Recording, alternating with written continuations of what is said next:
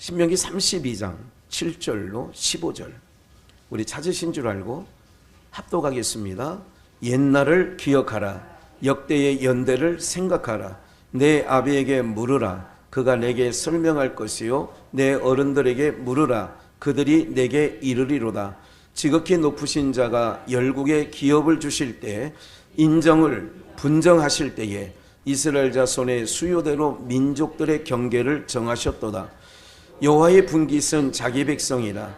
야곱은 그 택하신 기업이로다. 여호와께서 그를 황무지에서 짐승의 부르짖는 광야에서 만나시고 호위하시며 보호하시며 자기 눈동자같이 지키셨도다.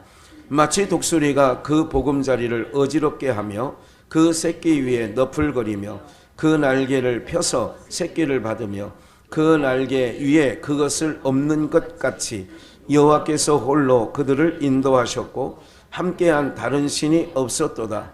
여호와께서 그로 땅의 높은 곳을 타고 다니게 하시며 발에 소산을 먹게 하시며 반석에서 꿀을 굳은 반석에서 기름을 빨게 하시며 소의 젖 기름과 양의 젖과 어린 양의 기름과 바산 소산의 수양과 염소와 지극히 아름다운 밀을 먹이시며 또 포도즙에 붉은 술을 마시우셨도다. 그러한데 여수론이 살찜에 발로 찼도다. 내가 살찌고 부대하고 윤택하며 자기를 지으신 하나님을 버리며 자기를 구원하신 반석을 경홀히 여겼도다. 아멘. 우리 한번 복창해 보실게요. 겸손한 자이어야 합니다. 한 번 더요. 겸손한 자이어야 합니다. 그래서 이제 성경은 오늘 찾겠습니다만은 겸손한 자에게 은혜를 주신다. 겸손의 반대는 뭐예요? 교만입니다. 교만. 겸손의 반대는 교만입니다. 또 거만이라고도 하지요. 그래서 하나님께서는 왜 우리가 겸손한 자가 되어져야 되느냐 하면 그래야 하나님을 만날 수 있어요. 하나님의 은혜를 경험할 수 있어요. 왜? 겸손한 자에게 은혜를 주신다고 했으니까. 그래서 우리가 겸손하면 누가 생각이 나요? 예수님이 생각나죠. 그는 겸손하여서 나귀 곧 어린 나귀 새끼를 타셨도다. 예수님이 예루살렘 입성하실 때에 이제 다음 달에 종료주일이 돌아오지만 종료주일에 예수님이 예루살렘 성에 입성하실 때 많은 사람들이 종려가지를 흔들며 호산나 다윗의 자손이여 이렇게 외쳤을 때에 예수님께서는 어린 나귀 새끼를 타고 입성하시는 거예요. 우리가 상징, 개선장군의 상징은 백마를 타고, 그래서 가끔 북한에 있는 김일성 3부자 이렇게 또 지금 김정은까지 포함하며 백두열동 그래가지고 백말 타고 막 난리질하는 것을 가끔 보지 않습니까? 자기는 그러니까 그게 이제 사람들이 백마를 타고 참 멋있게 이렇게 해야 되는데 나귀 새끼는 볼품도 없어요. 그리고 또 어린 나귀 새끼니까 얼마나 우스꽝스럽겠어요. 그걸 왜 타셨느냐? 뭐 하시라고요? 겸손하시기에 우리에게 보여주는 거예요. 그분은 하늘 보좌에 계셨던 분인데 이 땅에 내려오셔서 사람과 같이 낮아지셨어요. 그는 겸손하신 분이에요. 그러면 우리가 예수님을 우리가 주님 그런단 말이에요. 주님, 이거는 주님은 다른 말로 주인님 그런 뜻이죠.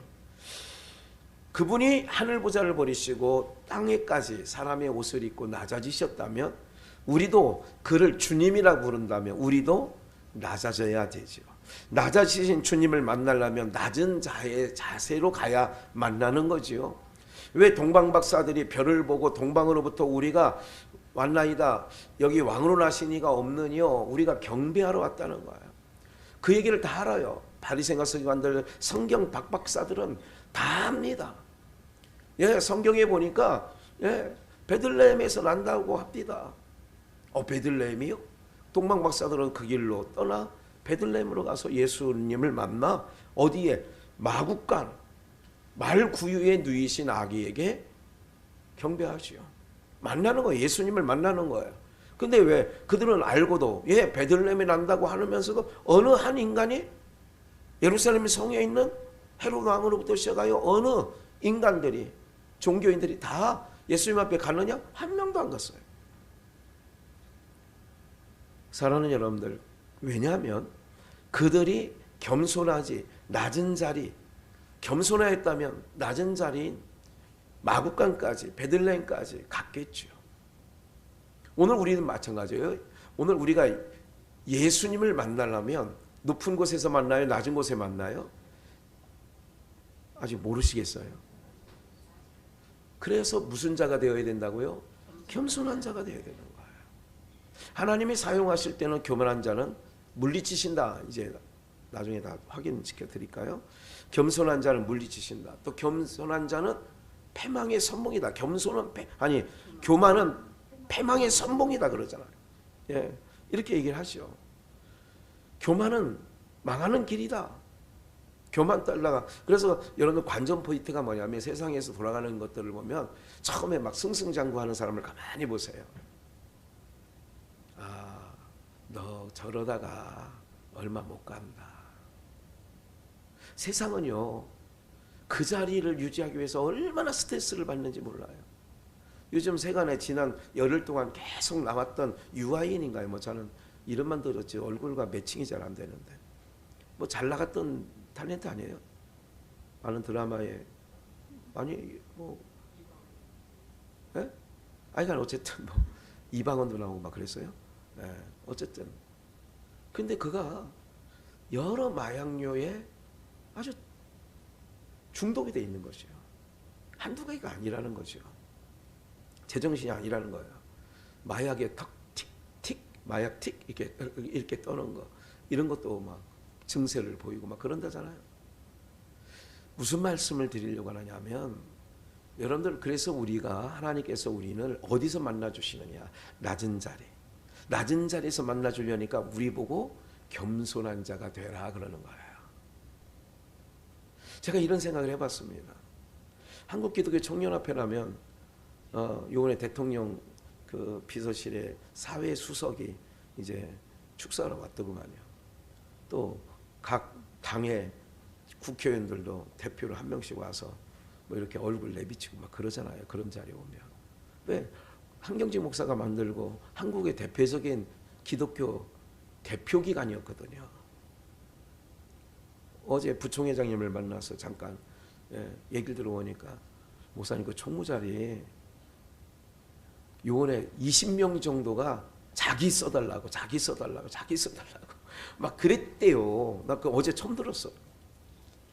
저는 되려고 일도 없었고 관심도 없었고 아무런 기사처럼 운전해주러 갔다가 잠깐 들어오라는 거예요. 들어갔더니 김학현 목사님이 한기총 총무로 앞으로 일하게 됐습니다. 이렇게 얘기를 하는 거예요. 이게 뭔지 제가요, 아버님이 그랬어요. 정치하지 마라. 정치의 자리라면 뭐 저거 하는데 가만히, 그러니까 여의도 교회 이영훈 목사님도 만나야 되고 뭐 소강석도 만나야 되고 뭐 이게 굵직한 교단의 총회장들도 만나서 이렇게 풀어나가야 되고 뭐 이런 자리인가 봐요. 네. 사랑하는 여러분들, 제가 이런 생각을 했어요. 순간 잠깐이에요.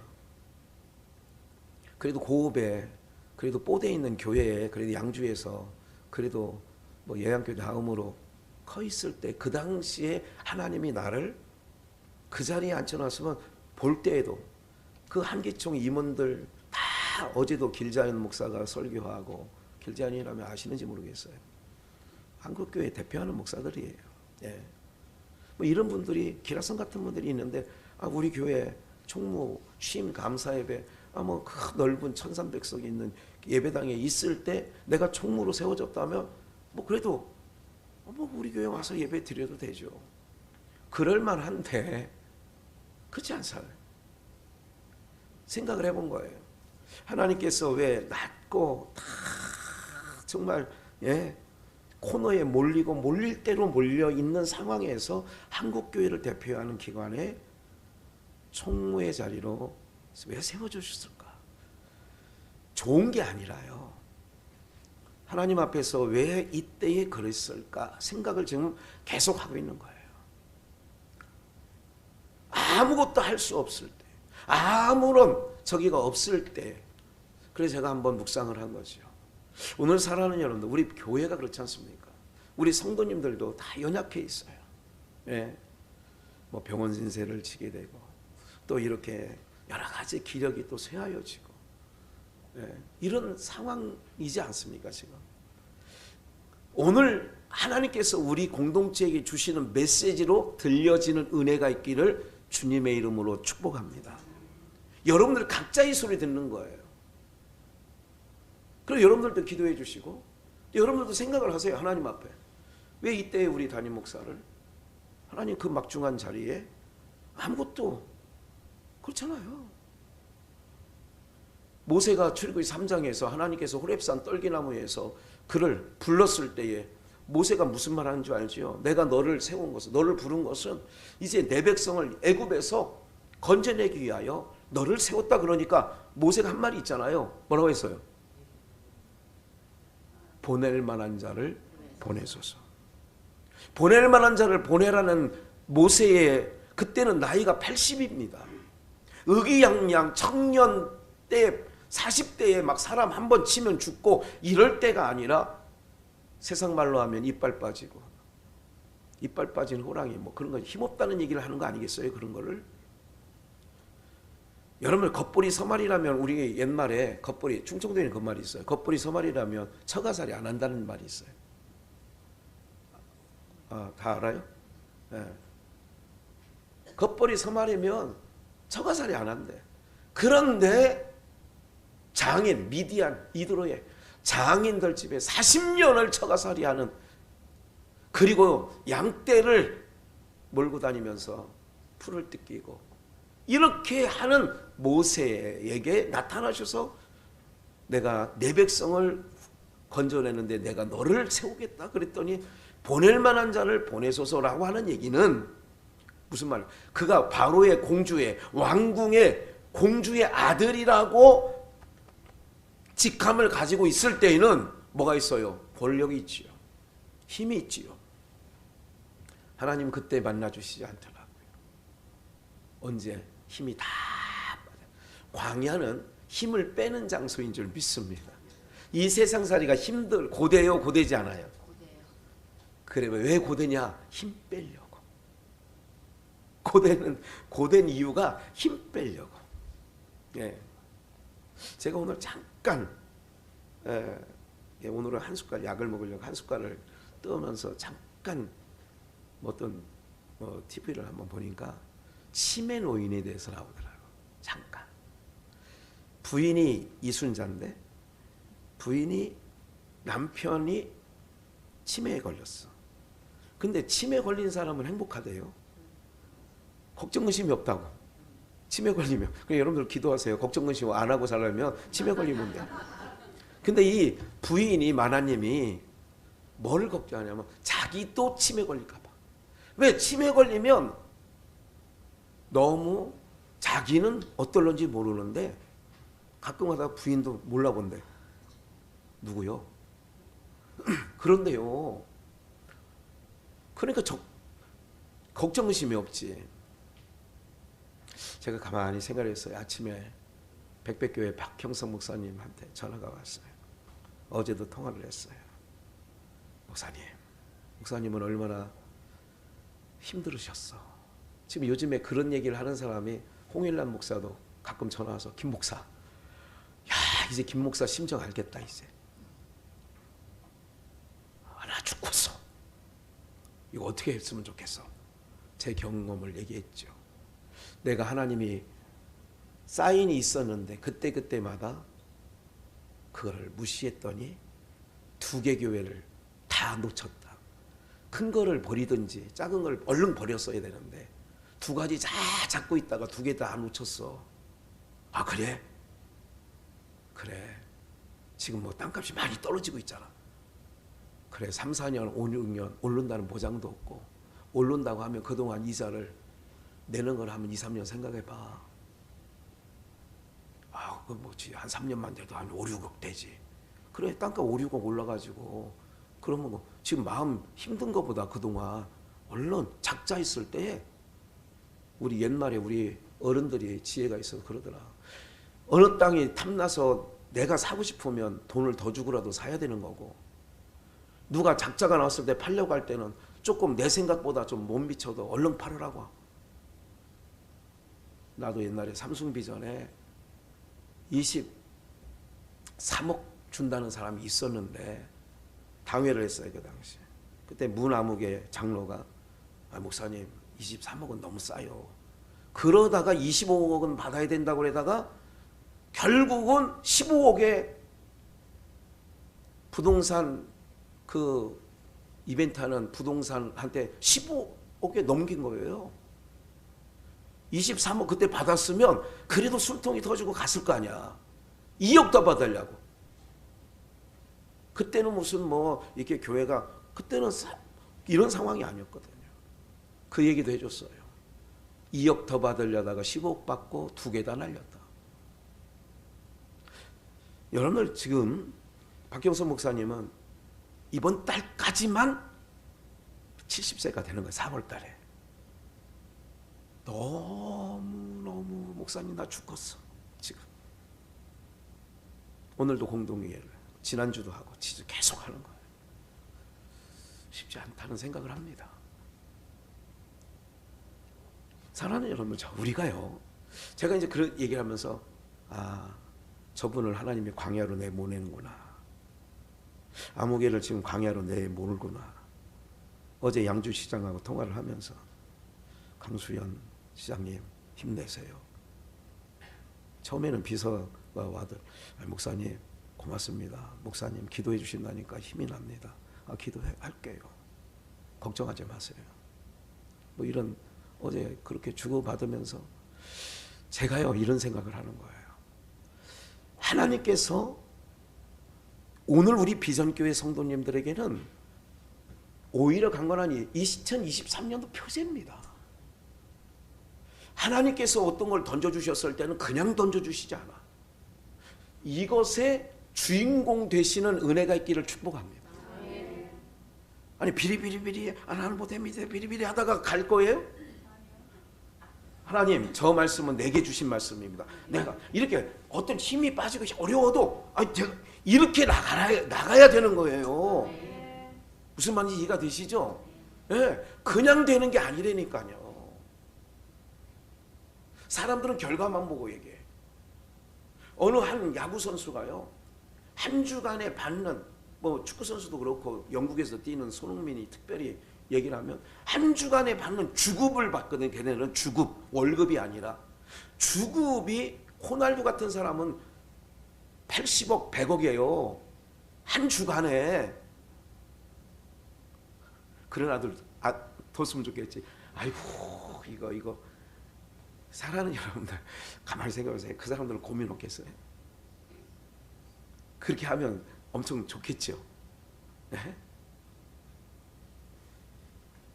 어느 때가 제일 우리가 기회냐면 힘 빠져 있을 때 하나님이 힘을 빼는 거야.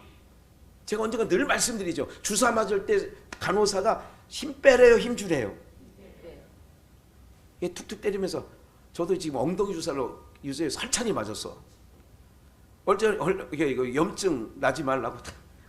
이건 아픕니다. 그 염증 주사는 또 아프더구만 그게.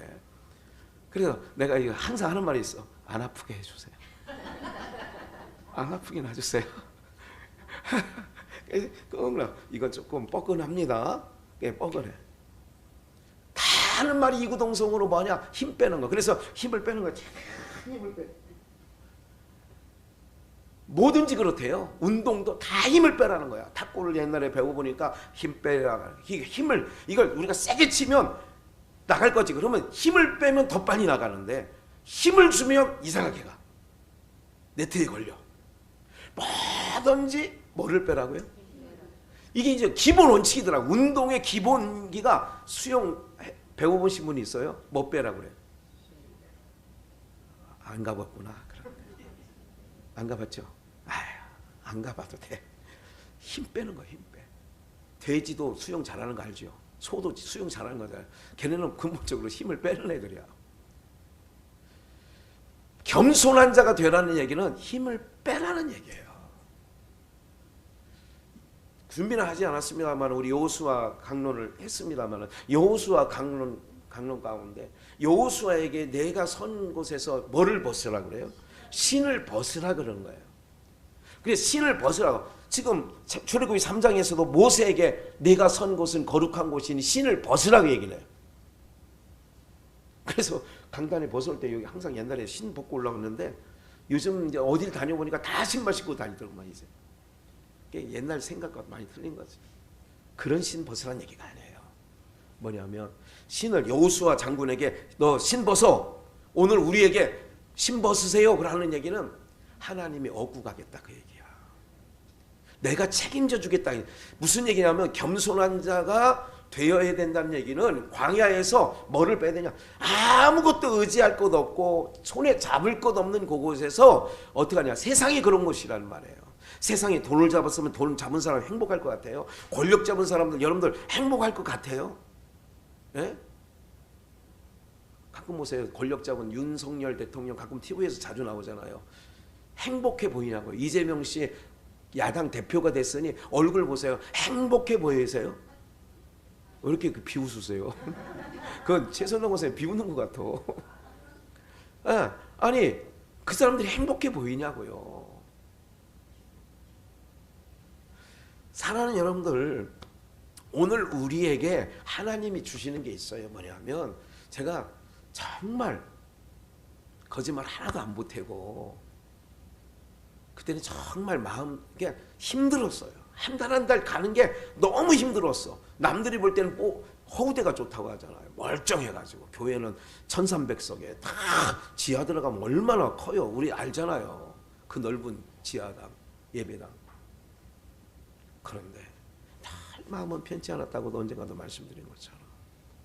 그런데 가장 뭐라니까 힘을 빼니까 하나님이 모세에게 광야 40년 동안 처가살이 하는 동안에 힘이 빠졌잖아. 바로의 공주의 아들이 있을 때는 의기양양. 그래서 막 시비하잖아. 막 히브리인과 아랍인이 이집트인이 히브리인을 괴롭히니까 너! 그렇게 해가지고 하고 막 이렇게 할 때 그런데 힘 빠지고 나니까 뭐 간섭할 마음도 없고 세상 말로 내 코가 몇 잔데 광야가 그거야. 이럴 때 세상 사람은 낙심천만하지만 우리는 그때부터 하나님이 이제 나를 사용하시고 나를 이끌어 가실 때인 줄 믿습니다. 그런 거예요. 하나님께서 어디서 만나주시냐. 본문 한번 좀만 숙제 한번 해볼까요? 옛날을 기억하라. 옛날 기억하라. 이걸 말씀드렸었으니까. 예.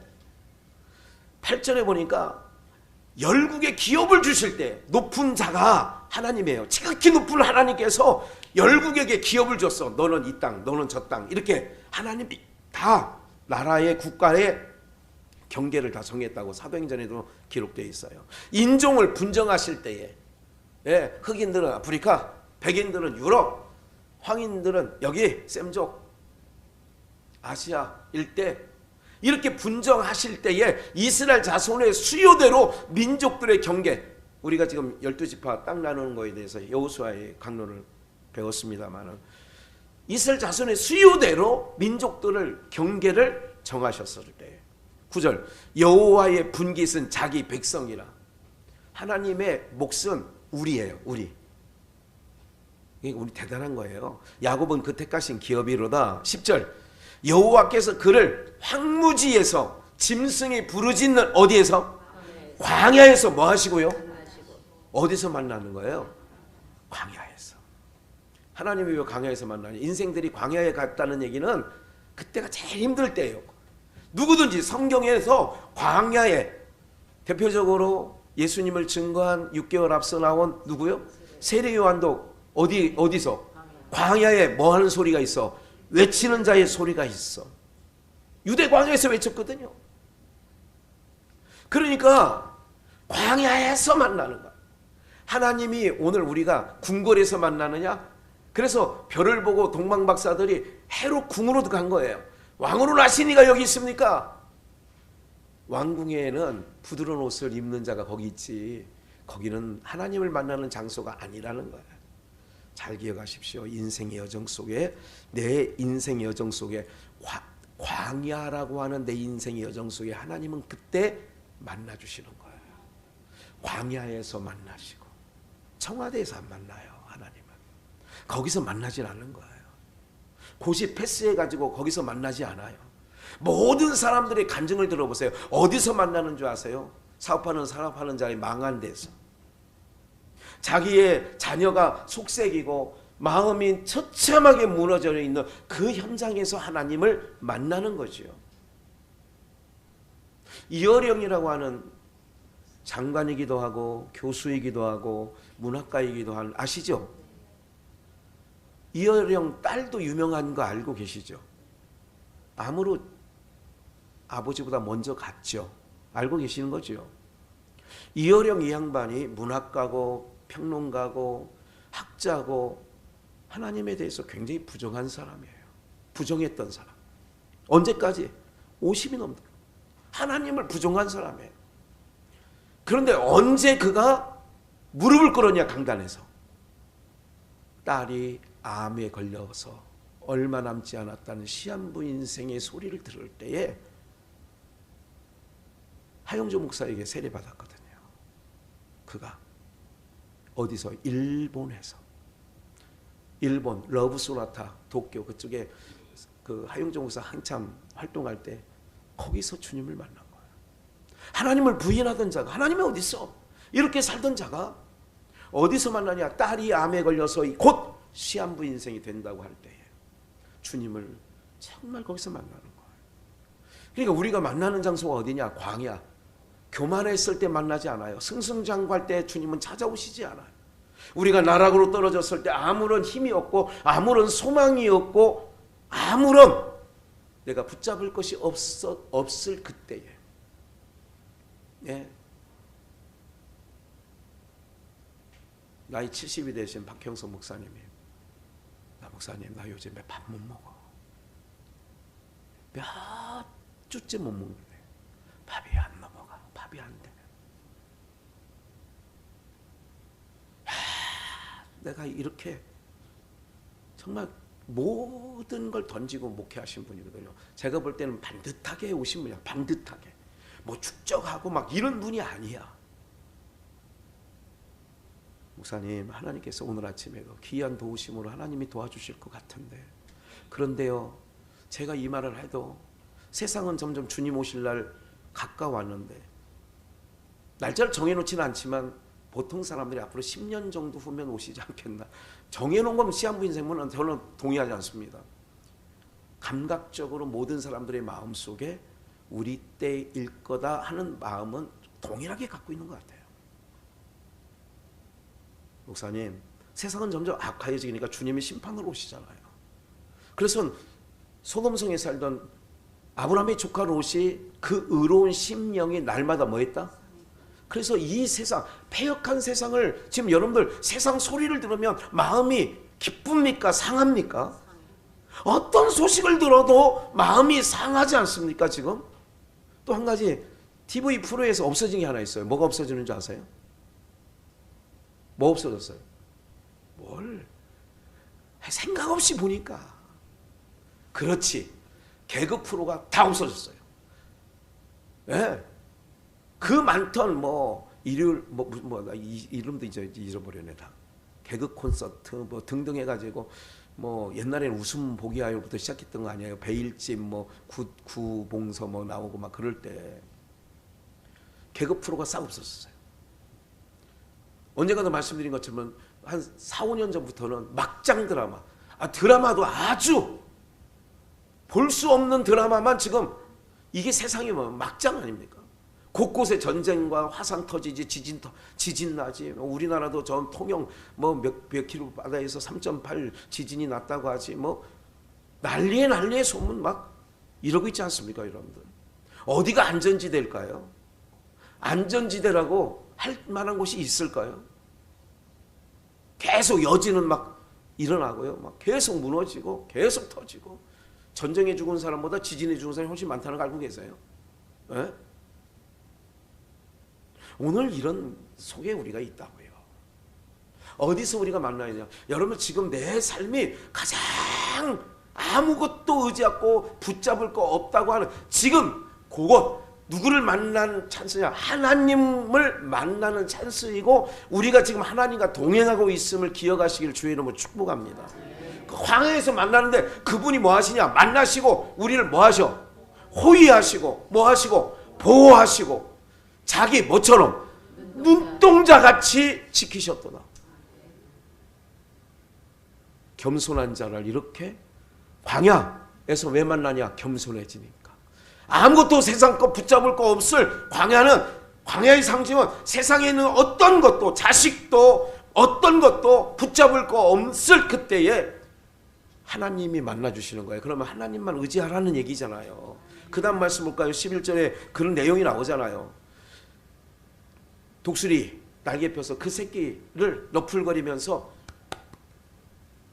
그 새끼들 보호하는 것처럼 눈동자처럼 12절 여호와께서 홀로 그들을 인도하셨고 여호와께서 그 땅으로 높은 곳을 타고 다니게 하시며 뭐를 반석에서 꿀을 굳은 반석에서 기름을 아주 광야에서 아낄 수 있는 것들만 공급했다는 거죠. 오늘 여러분들이 광야 같은 세상이에요. 여기서 우리가 하나님을 만난 거고 하나님을 만날 때 예배가 얼마나 중요하냐. 이 예배를 통하여 여기서 반석에서 꿀을 굳은 반석에서 기름을 아주 아낄 수 인생 살아가는 동안에 너무너무 중요한 거 세상에 좋다는 모든 건강식품, 영양제 아무리 드셔도 하나님을 예배하는 한 예배만큼 못하다는 거 알고 계시면 돼요. 산삼이 아무리 좋아도 내가 정말 간절한 마음을 가지고 하나님을 예배하는 한 타임이 산삼 몇 개를 먹는 것보다 낫다니까요. 여러분들 이 믿음 갖고 가시면 하나님이 나를 보호하시고 아까 그랬잖아요. 지키시고 보호하시고 호위하시고 할렐루야. 기억하세요. 믿을 게 어디 있어요 세상에요. 에? 부인이 누구요? 이러면 어떡할 거예요 어느 날. 근데 한 가지 우리는 단언하는데 우리 성도들은 치매 안 걸릴 확률이 거의 100%예요. 왜 그러냐니까 그 아까 잠깐 봤다고 그랬잖아요. 그 어르신들 유치원 가잖아요. 노인 유치원 가가지고 뭐 하느냐? 지금 우리 손주가 하는 색칠하기 이거 있잖아요. 동물 뭐 이렇게 뻔떠있는 거 있잖아. 왜 거기다 색칠하는 거 하고 있더라고 가서. 그리고 뭐 옛날 그 동화책 글씨 큰 거 그거 읽더라 그거. 근데 여러분들은 성경 읽잖아. 찬양하잖아. 급이 달려. 다시 우리 손주가 보는 그걸 보고 하고 있다니까. 어린이 노인 유치원에 가가지고. 그러면 치매가 덜 걸리는데. 근데 우리는 장글씨 그림도 없는 거. 제가 그래서 100% 치매 안 걸려요 여기. 여러분들 이거 돈 주고 하는 것도 아니고 하나님께서 보호하시고 지키시고 호위하신대잖아요. 왜? 아무것도 세상에 잡을 거 없는 오늘 우리 광야에 살고 있는 우리 여기서 그러면 우리가 겸손한 자가 되는 거죠. 그죠? 그래서 겸손한 자이어야 합니다. 내가 되고 싶을 때 그래도 좀 성도가 한 700명 있고 막 아이들이 뭐 다음 세대가 300명 있고 막 그랬잖아요. 그 당시에. 그때 한기총 총무를 했다면 그래도 그때는 그래. 이럴 수 있잖아. 근데 지금은 송 회장님 왜 저를 지켜요? 저 아무것도 없어요. 아무것도 안 되는 거야. 요번에 뭐 어제 또 부총회장 또 여자 부총회장 남자 부총장하고 3명이서 이제 앉아서 얘기를 했어요. 이천 기쁨 우리 교회에서. 그때 그분이 잘 알더라고. 그 종로가가 아주 그냥 세상에 더러운 데가 다 종로가래. 종로가는 그렇게 악하고 더러운 것이. 그래서 내가 요한계시록 생각이 나더라고. 귀신의 처소요, 새에 모이는 곳이요, 각종 더러운 곳에 모이는 곳. 그게 바벨이거든요. 근데 하나님께서 왜 거기를, 왜 그 더러운 곳을, 왜 그렇게 정치 세계 그렇게 강하고 달코 다른 사람들, 어용 신문 기자들도 막 거기에 엄청 다니고 정신 똑바로 차려야 되는 거예요. 제가 누구 기관장들 찾아갈 때 빈손으로 갈 수 있는 자리가 아니라는 거야. 난 아무것도 없는데. 그 여자 목사님이 그러시더라고. 저 김학규 목사 아무것도 없는데. 이거 어떡하나. 이거 걱정이네 이게 또. 정 회장님이 주시겠지 뭐. 이거 참 기도 제목이네 막 그러면서 자기네가 걱정하는 거야. 그래요. 아무것도 없는 사람에게 아무 뭐 이게 내놓을 게 없잖아요. 그런데 그 막중한 자리를 이제 얼마 있어요. 여의도 수목교회 당회장 이영훈 목사를 만나야 된대요. 단독 찾아가가지고. 그래 난 천년초 한 박스 하나 갖고 가려고. 장로님 뭐 잘하게 생겼어. 뭐 엄청 나가게 생겼어. 갈 때마다 천년초 가져가면 되겠다고 생각. 사랑하는 여러분들, 생각하는 거예요. 하나님께 가장 무지랭이 같이 가장 지금 나락으로 떨어져 있는 이 상황에서 왜 한국교회를 대표하는 기관에 총무를 앉혀놨을까? 아무것도 아니잖아요. 하나님께서 보호하시고 지키시고 내가 너희를 할 말을 알려주고 하나님 믿고 가는 거죠. 그래서 잠깐 기도했어요. 하나님, 전에도 없고 후에도 없었던 총무회로 1년을 일하든 2년을 일하든 전에도 후에도 없었던 그 은혜를 부어달라고. 전에도 이런 사람이 없었다. 후에도 이런 사람이 없다. 예? 하나님의 영광만 위해서, 나를 높이는 게 아니라 하나님의 영광만을 위해서 하나님 사용해달라고 기왕 세워줬으면. 예? 그 다음 말씀 볼까요? 14절. 소의 젖기름과 양의 젖기름, 어린 양의 기름과 바산소산의 수양과 염소의 지극히 아름다운 것을 밀을 먹이시며 또 포도주 즉 붉은 술을. 그러니까요, 교회에 와서 예배하는 것, 이제까지 막 여러 가지 말씀을 하는 이거를 우리에게 주시는 거예요. 그러니까 교회 예배 한번 잘 드리면 엄청난 은혜를 여러분 우리에게 주시는 건 뭐냐면 영육간에 우리에게 강건케 하시는 은혜를 주신다는 거예요. 믿어야죠. 그런데 우리가 세상에서 조금 숨이 통하고 먹고 살만하고 뭔가 쌓아놓고 그러면 그게 여수run이 살찌매. 발로 찼대. 누구를? 하나님을 버리며 자기를 구원하신 예수 그리스도를 경홀히 여겼대. 이게 오늘 본문이에요. 그러니까 우리가 조심해야죠. 그러니까 살찐매, 그러니까 교만하니까 그런 거예요.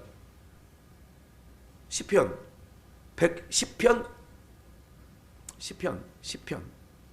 이거 이 광야의 길은 우리를 3절 낮추신다는 거, 겸손하게 한다는 얘기예요. 광야를 왜 보내느냐? 지금 그거를 지금 제가 오늘 아침에 입력해 놓은 거예요. 낮추신다. 그래서 하나님 말씀으로 사는 줄 알게 하려고. 그래서 우리가 살아가는 방법은 뭐냐면 세상 가치로 사는 게 아니라 광야에서는 겸손한 자는 말씀으로 산다는 걸 기억해 주시고, 그 다음 말씀. 사도행전에서도 빌립을 어디서 만나느냐? 광야에서. 그 길은 광야라. 에티오피아 간다게에 그 권세 있는 사람이 어디서 만났냐? 광야에서 만나주시는 거예요. 오늘 인생이 아무것도 의지하고 없을 때 그때 슬퍼하지 마세요. 낙심하지 마세요.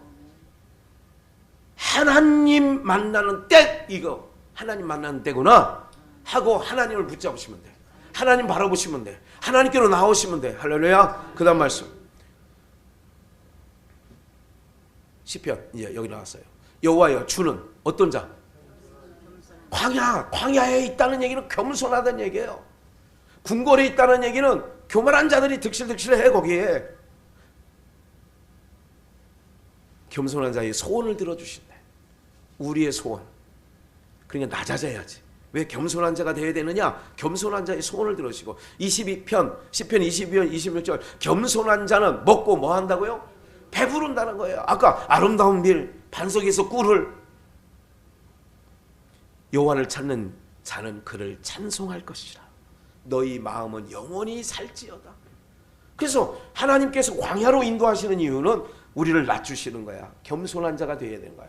거기서 오늘 우리는 하나님을 영원히 산다잖아요. 147편 6절 여호와께서는 겸손한 자는 뭐 하시고? 붙들어 주셔. 그러니까 약할 때가 그때 하나님이 나를 붙잡아 주시니까 하나님을 경험할 때라니까요. 한번 더 나가볼까요? 149편 여호와께서 자기 백성을 기뻐하시며 겸손한 자를 구원하십니다. 그러니까 광야가 육신적으로 생각할 때는 답답하고 어떻게 살지 하지만 그때 하나님과 교통합니다. 하나님 만나면 되는 거예요. 네. 그래서 좀 참고적으로 거만한 자를 비웃으시며 잠언서 3장 34절 겸손한 자에게 은혜를 베풀어 주시는 거예요. 잠언서 11장 2절에도 교만이 오면 욕도 오거니와 겸손한 자에게는 뭐가 있어요? 지혜가 있는 거예요. 예. 이제 마무리합시다. 오늘 사랑하는 여러분들, 우리 모두가 겸손한 자를 하나님께서 찾으시는 거예요. 광야에서 그냥 만나주시는 거예요. 하나님이 그러면 보호하시고 인도하시고 우리를 지켜주신다고 약속해놨어요. 그리고 세상 것을 먹이는 게 아니라 신령한 것을 먹이니까 오늘 여러분들이 영혼에 기름이 지는 거죠. 기억을 하십시오. 세상 거 다 얻고도 그게 행복해 보일 것 같지만 세상 거는 붙잡고 붙잡을수록 괴롭고 고통이 오고 걱정이 되고 염려가 되는 거예요.